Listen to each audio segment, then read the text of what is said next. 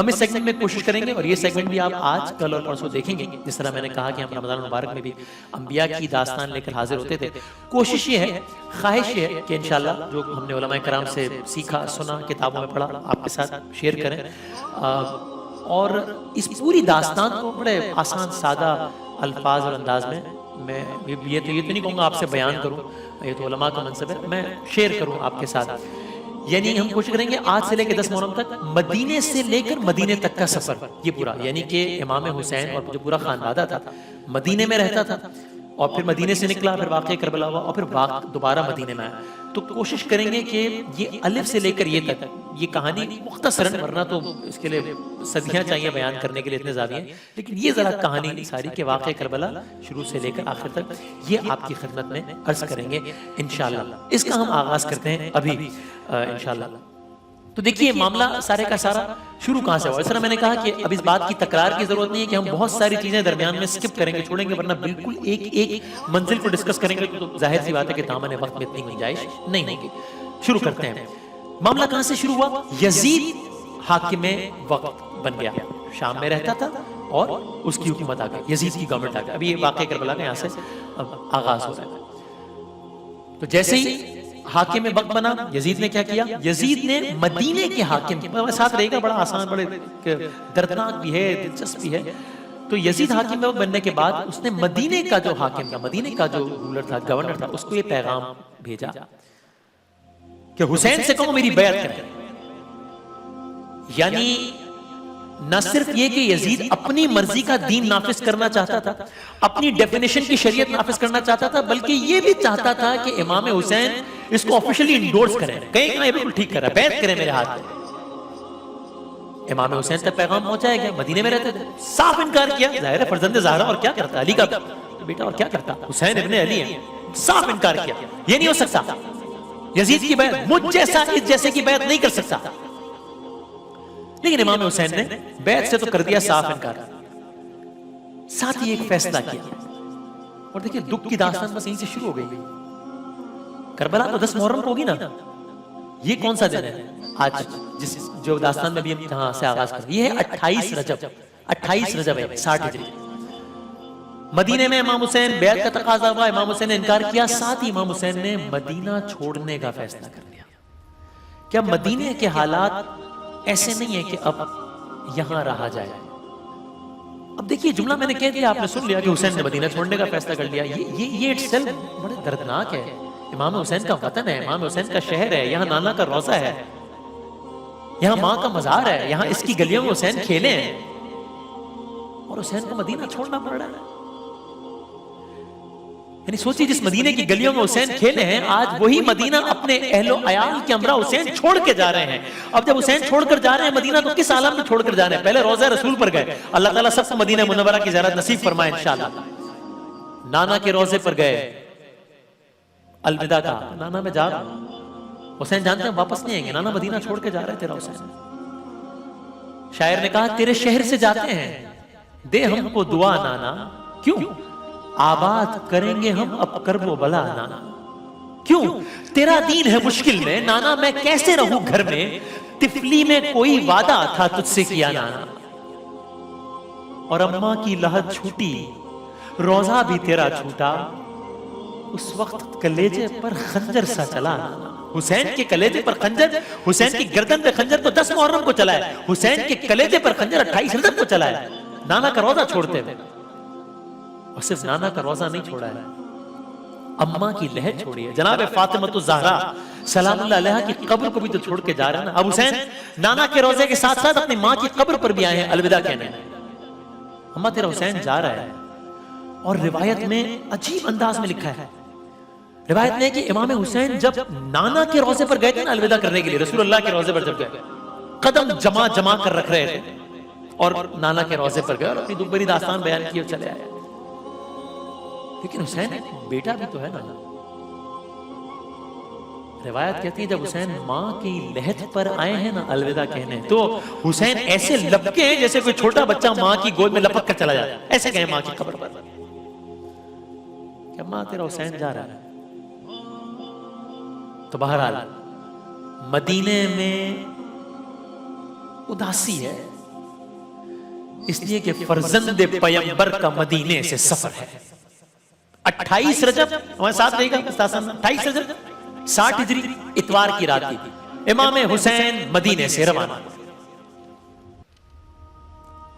مدینے سے نکل رہے ہیں. اچھا مدینے سے کس عالم میں نکل رہے ہیں؟ اللہ اکبر. کس شان سے نکل رہے ہیں؟ ایک ایک فرد کی داستان بیان کرنے کا وقت نہیں ہے، لیکن مختصر سے اتنا بیان کروں کہ ایک ایک کر کے سب سوار ہو رہے تھے. اب جب جناب زینب کبریٰ کی سواری کی باری آئی نا تو آواز دی گئی مدینے والوں اپنی نظریں نیچی کر لو، علی کی بیٹی سوار ہونے جا رہی ہے، علی کی بیٹی آ رہی ہے. یہ ندا آئی، یہ آواز آئی. ایک طرف سے حسین چلے، ایک طرف سے عباس چلے، ایک طرف سے علی اکبر بڑھے. جناب زینب کبریٰ کو سوار کرانا ہے. میر انیس کہتے ہیں پہنچی جوہی ناکے کے قریب دختر حیدر. ناکے پہ جا رہی تھی نا دختر حیدر جناب زینب. پہنچی جوہی ناکے کے قریب دختر حیدر، خود ہاتھ پکڑنے کو بڑھے صفت پیمبر. فضا کنیز فضا کو سنبھالے ہوئی تھی گوشہ چادر، تھے پردہ محمل کو اٹھائے علی اکبر. فرزند کمر بستہ چکو راس کھڑے تھے، نالین اٹھا لینے کو عباس کھڑے تھے. یہ مدینے سے کربلا روانگی کا سفر ہے. آپ ایک لمحے ہی رکیے گا، ہم یہیں سے داستان آگے بڑھائیں گے، لیکن ایک لمحے کو میرا جی چاہتا ہے کہ یہاں روک کے آپ سے ایک بات کہوں کہ ایک یہ منظر ہے مدینے سے روانگی کا، کس شان سے نکلی ہے. ایک منظر آگے تفصیل سے بیان کریں گے، وہ آئے گا کربلا سے روانگی کا، عاشورہ کے بعد روانگی کا. کہ جب یہاں تو جناب زینب کو سب نے سوار کرایا ہے، وہاں جناب زینب سب کو سوار کرائیں گی. اس لیے کہ حسین نہیں ہوں گے، عباس نہیں ہوں گے، قاسم نہیں ہوں گے، علی اکبر نہیں ہوں گے، سب شہید ہو گئے ہوں گے. اور عالم کیا ہوگا؟ سر پہ چادر بھی نہیں ہوگی، ہاتھ بھی بندھے. برابر مدینے سے کاروان چلا. کہاں گیا؟ مکہ. مدینے سے کب نکلا؟ 28 رجب 60. مکہ کب پہنچا؟ 3 شعبان 60 دن، کچھ دنوں 5-7 دن. 3 شعبان 60 مکہ پہنچ گیا. اچھا مکہ میں امام نے قیام کیا. شعبان کا مہینہ، رمضان، ذی القعدہ، ذی الحج. حج کے ایام آ رہے ہیں، سب حج کی تیاری کر رہے ہیں. امام حسین بھی حج کی تیاری کر رہے ہیں. ایک دم کیا ہوا؟ ایک دم یہ ہوا کہ حج کی تکمیل میں ابھی 2 دن باقی تھے. امام حسین نے حج کو عمرے سے بدل کر مکے سے بھی روانگی اختیار کر لی. اب اس کی داستان کس چیز کے پیچھے کیا منطق تھی، ظاہر ہے وہ تو ہم علماء کرام بتاتے ہیں. ہم نے یہاں کی خدمت واقعات پیش کر رہے ہیں، باقی علماء کا منصب بتائیں گے کہ کس عمل کے پیچھے کیا حکمت. لیکن ہم اتنا جانتے ہیں، علماء سے ہم نے سنا کہ حاجیوں کے لباس میں فوج کے سپاہی آئے ہوئے تھے، اور امام حسین نہیں چاہتے تھے کہ خانہ خدا میں کوئی ایسی صورتحال ہو. اب امام یعنی دیکھیے مظلومیت کو دیکھیے. پہلے مدینے سے نکلنا پڑا، نانا کا روضہ چھوڑنا پڑا، ماں کا مزار چھوڑنا پڑا. اب مکے سے جا رہے ہیں اور حج کیے بغیر جا رہے ہیں، حج کو عمرے سے تبدیل کیا. مدینے سے مکہ. اب مکے سے امام حسین روانہ ہو رہے ہیں. روانہ ہوتے وقت امام حسین نے کیا فرمایا؟ کہا موت فرزند آدم کے گلے کا ہار ہے، مجھے اپنے اسلاف سے ملاقات کا اتنا ہی اشتیاق ہے جتنا یعقوب کو یوسف سے ملنے کا اشتیاق تھا. شان رمضان کا واقعہ آپ کے ذہن میں ہے نا، حضرت یعقوب کتنے بیتاب تھے حضرت یوسف علیہ السلام سے ملنے کو. اتنا روئے تھے کہ آنکھوں کی بینائی چلی گئی تھی. امام حسین یہاں مکے میں کہہ رہے ہیں مجھے اپنے اسلاف سے ملاقات کا اتنا ہی اشتیاق ہے جتنا یعقوب کو یوسف سے ملنے کا اشتیاق تھا. میں کل صبح روانہ ہو جاؤں گا. اور امام حسین روانہ ایام حج میں مکے سے روانہ. اب منزل کیا ہے؟ مدینے سے مکہ. اب مکے سے کہاں جانا؟ جانا تھا کوفہ، پہنچے نہیں، جانا تھا کوفہ. بہرحال اب چل رہے ہیں راستے. ذی الحج کا مہینہ ہے. ایک مقام آیا، نام تھا شراف مقام کا. اس مقام میں امام حسین رکے، قافلے کو روکا اور سارے قافلے والوں کو حکم دیا کہ اب پانی بھر سب سے سیراب ہو جاؤ. اور وہاں کے کنووں کا پانی اچھا تھا اس مقام کا، تو سب نے آگے کے سفر کے لیے بھی پانی بھر لیا. ٹھیک ہے، آگے بڑھے، مزید آگے بڑھ رہے ہیں. اچانک ایک اور واقعہ ہوا. کیا ہوا؟ آپ کا سامنا مخالف فوج سے ہوا. یعنی امام حسین نکل پڑے ہیں راستے میں. اب یہ دیکھیں پہلا ٹکراؤ ہے، یہ پہلا انکاؤنٹر ہے، یہ پہلا آمنا سامنا ہے مخالف فوج کے ساتھ امام حسین کا. ٹھیک راستے میں یہ فوج کی تعداد کتنی ہے؟ مختلف روایتیں، کچھ کہتی ہیں 30,000، کم از کم روایت بھی کہتی ہے کہ 1,000۔ اس فوج کا جو مخالف فوج ہے، اس کے لیڈر کا نام کیا ہے؟ اس کے لیڈر کا نام ہے حر بن یزید ریاحی، وہ یزید ہے، حر بن یزید ریاحی۔ سامنے سے فوج آ رہی ہے، حر اپنے آقا کے آرڈرز پر آپ کا راستہ روکنے آیا ہے، کہ بھئی راستہ روکنے معلوم سے کوفے نہیں جانا۔ بڑا سپہ سالار تھا یزید کی فوج کا، یعنی بعض کے مطابق یہ یزید کی فوج کا سیکنڈ یا تھرڈ کمانڈ اس کے ہاتھ میں تھی، اتنا بڑا ساتھ تھا۔ فرسٹ کمانڈ ہمارے ساتھ کے ہاتھ میں تھی، سیکنڈ یا تھرڈ کمانڈ حر کے ہاتھ میں تھی۔ اچھا، یہ راستہ کچھ ایسا تھا امام حسین کا کہ اس راستے تک پہنچنے کے لیے نا حر کو بہت غیر معمولی تگ و دو کرنا پڑی، بہت ایکسٹرا ایفرٹس کرنا پڑی، اور ریگستان میں بغیر پانی ساتھ لیے بہت تیز چلنا پڑا، چونکہ تعاقب کر رہا تھا نا۔ یہاں تک کہ امام حسین کے لشکر کے پاس پہنچتے پہنچتے حر کی فوج کے سوار، حر کی فوج کے گھوڑے سب ہی کی پیاس کے مارے حالت غیر تھی۔ ریگستان تھا، عرب کا ریگستان، گھوڑے دوڑا رہے ہیں، اور ان پلانڈ جتنا ان کے ذہن میں نہیں تھا اس سے زیادہ کو ایفرٹ کرنا پڑی وہاں تک پہنچنے کے لیے۔ تو صورتحال کیسے ہوئی کہ جب پہنچے پیاس سے حالت غیر ہے حر کے لشکر کی، سامنے سے لشکر آ رہا ہے، امام اپنے اصحاب سمیت امامے سروں پر رکھے تلواریں حمائل کیے کھڑے تھے کہ سامنے دشمن کی فوج آ رہی ہے، پتہ نہیں کیا صورتحال ہو۔ لیکن جب فوج کا لشکر قریب آیا تو ایک عجیب منظر دیکھا، ایک ان ایکسپیکٹڈ منظر دیکھا۔ وہ منظر کیا تھا؟ دیکھا سامنے سے جو فوج آ رہی ہے وہ تو ہانپ رہی ہے، وہ تو کانپ رہی ہے، اس کا تو پیاس کے مارے برا حال ہے، عجیب صورتحال ہو گئی۔ حسین کیا نہیں جانتے کہ یہ فوج کیوں آئی ہے؟ جانتے ہیں، ظاہر جانتے ہیں۔ کیا نہیں جانتے کہ اس فوج کو ابھی ڈھیر کرنے کا کتنا آسان ہوتا ہے؟ ظاہر جانتے ہیں۔ یہ ساقی کوثر کے نواسے ہیں حسین۔ فوج کی یہ حالت دیکھی، امام نے فوراً اپنی فوج کو یا اپنے نوجوانوں کو ایک حکم دیا اس فوج سے متعلق۔ کیا حکم دیا؟ مار دو، اچھا موقع ہے؟ نہیں، امام حسین نے فوراً ایک حکم دیا، مخالف فوج کو پانی سے سیراب کیا جائے، پانی پلاؤ۔ یہ پانی پیئیں گے، یہ سیراب ہو جائیں گے، تو یہ پھر سے توانا ہو جائیں گے، تو یہ راستہ روکنے کے قابل ہو جائیں گے، تو یہ قتل کرنے کے قابل ہو جائیں گے۔ اس وقت تو اس فوج سے جو ایک چیز چھین لینی چاہیے وہ پانی ہونا چاہیے۔ امام حسین کہنا پانی پلاؤ۔ اور روایات میں عجیب جملے ہیں، کہا صرف انسانوں کو نہیں پانی پلایا گیا حر کی فوج کے، حر کی فوج کے جانوروں کو بھی پانی پلایا گیا۔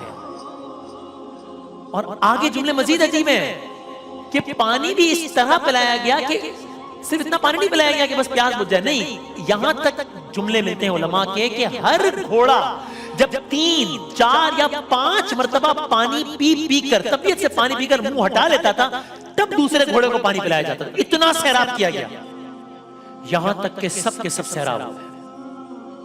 حر کا ایک ساتھی تھا، نام تھا علی بن تعان، مگر یاد رکھیں علی بن تعان نام، وہی کہتا ہے، اس کے الفاظ ہیں، راوی نے لکھا ہے، میری حالت پیاس سے بہت غیر تھی، میں سب سے آخر میں پہنچا تھا فوج ہے۔ اس نے عجیب واقعہ لکھا ہے، کیا کہتا ہے میرے پاس خود امام حسین آئے اور ایک جملہ کہا عربی میں، کہا راویہ کو بٹھا دو، تو کہنے لگا میری زبان میں راویہ مشق کو کہتے تھے، مجھے سمجھ نہیں آیا کہ کیا کہہ رہے ہیں حسین۔ حسین نے کہا کہ جمل کو بٹھا دو، یعنی کہ اپنی سواری اونٹ کو بٹھا دو۔ سواری کو میں نے بٹھایا، آپ نے فرمایا اب پانی پی لو۔ کہتا ہے لیکن میں اتنا بدحواس تھا، میری حالت اتنی غیر تھی کہ میں کوشش کرتا تھا پانی پینے کی، مجھ سے پانی پیا نہیں جاتا تھا، مجھ سے یعنی پانی گر جاتا تھا۔ اللہ اکبر، حر کی فوج کا یہ سپاہی علی بن تعان کہتا ہے کہ جب مجھ سے پانی نہیں پیا گیا ریپیٹڈ ایفرٹس کے باوجود، تو امام نے خود اپنے ہاتھوں سے مشق کے دہانے کو ٹھیک کیا اور مجھے پانی پلایا۔ حسین نے خود اپنے ہاتھوں سے بھی دشمن کی فوج کے لوگوں کو پانی پلایا دیا پانی۔ داستان آگے بڑھاتے ہیں، آپ رب بنا رہے ہیں، مدینے سے مکے سے کوفہ جانا ہے، لیکن اب راستے میں فوج آ گئی، ٹھیک ہے، اور فوج کو پانی پلا دیا۔ اب ہم روانہ ہونے لگے، کیا ہوا؟ حر سامنے آ گیا. کہا یہاں سے جا نہیں سکتے. یہ کون ہو رہا ہے؟ جو پیاسا تھا. یہ کون ہو رہا ہے؟ اس کو پانی پلایا ہے. یہ کون ہو رہا ہے؟ اس کو کس نے پانی پلایا؟ اس کو امام حسین نے پانی پلایا. یہ اور کس کا راستہ روک رہے ہیں؟ امام حسین کا. کیا امام حسین کو نہیں پتا تھا کہ یہ ہوگا؟ ظاہر ہے جانتے تھے, پھر بھی پانی پلایا تھا. حر نے آپ کو جانے نہیں دیا. کہا مجھے حسین مجھے اس لیے بھیجا گیا ہے کہ میں آپ کو گھیر کر عبید اللہ ابن زیاد تک پہنچا دوں. یہاں تک کہ اگلے جملے بڑے عجیب ہیں. یہاں تک کہ اب میں گفتگو کو چھوٹی کر دوں. یہاں تک کہ ایک موقع آیا کہ جب امام حسین ایک دوسری طرف جانے لگے کہ میں اس طرف جا رہا ہوں, تو حر نے کیا کیا؟ ایک موقع آیا جب حسین جانے لگے تو حر نے پہلے تو آپ کو صرف ویسے روکا, لیکن جب حسین جانے لگے حر نے آگے بڑھ کر آپ کے گھوڑے کی لگام پکڑ لی. آپ ذرا ویژوالائز کیجئے, گھوڑے کی لگام. آپ کو جانے نہیں دوں گا, جا نہیں سکتا. فرزند زہرا کو غیظ آیا. امام حسین نے کہا حر یہ نے کیا حرکت کی؟ حر تیری ماں تیرے غم میں روئے. یہ عرب نے یہ جملہ اس وقت جب غیظ کے عالم میں جملہ کہا تھا. حر تیری ماں تیرے غم میں روئے, تو نے کیا کیا؟ اور اب حر کا جواب سنیے, عجیب. جب امام حسین نے یہ جملہ کہا نا, حر بولا حسین, حالانکہ مخالف فوج کا ہے لیکن ایک سافٹ کارنر رکھتا ہے. کہا حسین آپ نے تو مجھ سے یہ جملہ کہہ دیا. حسین آپ کے علاوہ کسی بھی اور نے اگر یہ بات مجھ سے کہی ہوتی نا, تو میں یہ جملہ اسی کو پلٹا دیتا, میں پھر اس کو بھی یہ جملہ کہتا. لیکن میں کیا کروں, آپ کی ماں کا نام فاطمۃ الزہرا ہے, میں ان کا نام لے نہیں سکتا. دل میں احترام تھا.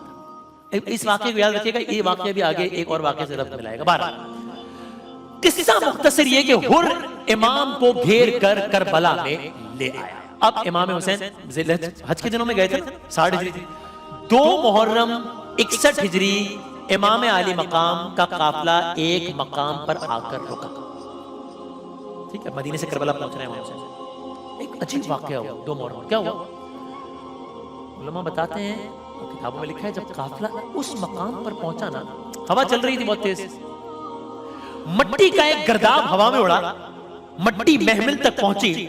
امام حسین کی بہن جناب زینب نے تڑپ کر ایک جملہ کہا امام حسین سے. کیا کہا؟ بھیا بس جتنی جلدی ہو سکے بھیا اس جگہ سے آگے نکلو, یہاں سے چلیے بھیا. امام حسین نے کہا بہن زینب کیا معاملہ ہوا؟ کہا بھیا اس جگہ کی مٹی سے مجھے آپ کے خون کی خوشبو آ رہی ہے, بھیا میرا دل بہت بے چین ہو رہا ہے, اس کی خاک اڑ کے میرے بالوں میں آ رہی ہے, یہاں سے آگے چلیے. لیکن امام حسین نے حضرت عباس سے کہا عباس ایک کام کرو, ذرا یہاں کی کچھ رہنے والے لوگوں کو بلاؤ, کچھ مقامی لوگوں کو بلاؤ. بلایا گیا. امام حسین مخاطب ہوئے, کہ یہ اس جگہ کا کیا نام ہے؟ کسی کا نینوا کہتے ہیں اس جگہ کو. تو اور لوگوں سے پوچھا, کسی اور شخص سے اس جگہ کا کیا نام ہے؟ کسی نے کہا غازریہ کہتے ہیں. اور سے پوچھا اس جگہ کا کیا نام ہے؟ کسی نے کہا شط الفرات کہتے ہیں اسے. اچھا, ایک بزرگ تھا, پوچھا اس مقام کو کیا کہتے ہیں؟ کربلا بھی کہتے ہیں اس مقام, کربلا. کربلا کا نام سننا تھا. امام نے کہا بس ہم یہیں قیام کریں گے. خیمے لگا دیے. حسین کربلا پہنچ گئے. 2 محرم 61 ہجری, 28 رجب مدینے سے نکلے, 3 شعبان مکے پہنچے, حج کے دنوں میں مکے سے نکلے, 2 محرم کربلا. آباد ہو گئی یہ کربلا اور مدینہ ویران. کربلا پہنچ کے پہلا کام کیا کیا؟ قبیلہ ہے وہاں کا قبیلہ ہے بنی اسد. امام حسین نے قبیلہ بنی اسد سے اس زمین کو خریدا, باقاعدہ سودا طے پایا, معاملہ طے پایا, اور امام نے زمین کو خریدا. لیکن کیا کیا امام نے؟ ایک عجیب کام کیا. خریدنے کے بعد اس زمین کو بنی اسد کے ہی لوگوں کو ہبہ کر دیا, تحفہ کر دیا وہ زمین. بس ایک مکالمہ کیا امام حسین نے بنی اسد کے لوگوں سے, اور یہ بڑا عجیب مکالمہ ہے. کیا امام حسین نے بنی اسد کے لوگوں سے کہا, دیکھو بنی اسد والوں, اس زمین پر ہماری قبریں بنیں گی, بنی اسرائیل جب کوئی ہماری قبروں کا پتہ پوچھتے ہوئے آئے نا تو انہیں پتہ بتا دینا ہماری قبر کا. جو یہاں پر ہماری قبر کی زیارت کی غرض سے آئے نا اسے اپنا مہمان بنا لینا, اسے پانی پلانا. عجیب, بھی کربلا پہنچے اور یہ مکالمہ. پھر امام حسین نے 3 فقرے مختلف طبقات سے کیے. کیا مطلب؟ بنی اسد کے مردوں سے امام حسین نے ایک بات کی, پھر بنی اسد کی عورتوں سے امام حسین نے ایک بات کی, پھر بنی اسد کے بچوں سے امام حسین نے ایک بات کی. کیا؟ پہلے مردوں سے کہا اے بندگانے مردانے بنی اسد, جب یہ فوج ہمیں مار کر چلی جائے نا اور ہمارے لاشیں دفنائے نہ جائیں, ہمارے لاشیں یوں ہی پڑے ہوں, تو دیکھو تم کھیتی باڑی کے بہانے آنا اور ہماری قبریں کھود کے ہماری لاشوں کو دفنا دینا. بنی اسد کے لوگ حیران کیا کہہ رہے ہیں, سنا حیران ہوئے. بہرحال مکالمے کے بعد جب جانے لگے امام نے کہا بنی اسد کے لوگوں اپنی خواتین کو بھیجنا, میں ان سے بھی مخاطب, ان سے کہنا تمہارا مولا تمہیں بلا رہا ہے.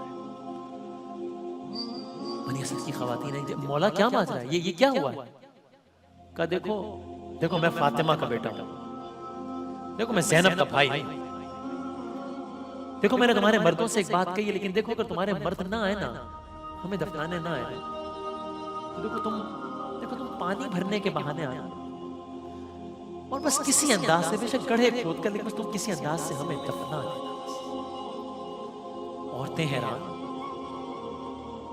بہرحال اس مکالمے کے بعد بنی اسد کی عورتیں جب جانے لگے, کہا بنی اسد کی عورتوں اپنے بچوں کو یہاں بھیجو. بچے آئے, کہا مولا کیا ماجرا ہے؟ کہا دیکھو بچوں, اگر تمہارے ماں باپ نہ آئے نا, تم ایک کام کرنا, ہماری لاشیں یہاں پڑی نہیں, تم بھی کرنا, تم کھیلنے کے بہانے آنا, اور بچے ہیں نا, بچوں کو قبر بنانے کا تو نہیں کہہ سکتے, بچوں ایسا کرنا ہاتھوں میں مٹی بھر کے نا ہماری لاشوں پر ڈال دینا.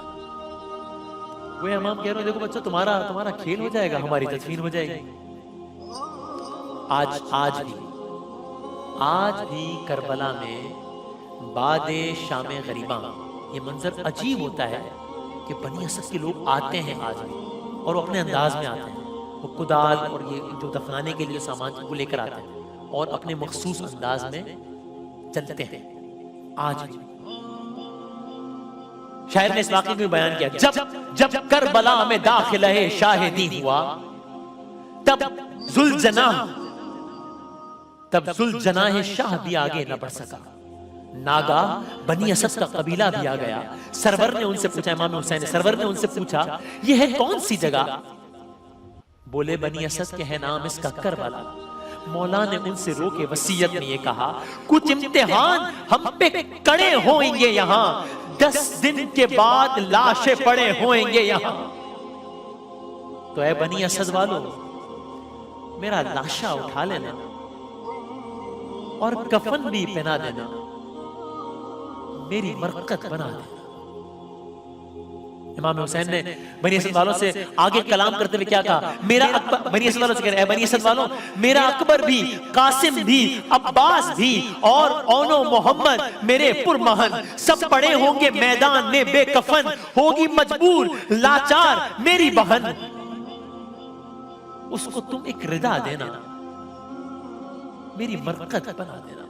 اور کہا میں نبی کا نواسا ہوں اے دوستو, فاطمہ کا دلارا ہوں اے دوستو, تم سے شبیر کچھ بھی نہیں مانگتا, صرف ایک بات کہتا ہوں اے دوستو, کربلا کو سجا دینا, میری مرقت بنا دینا.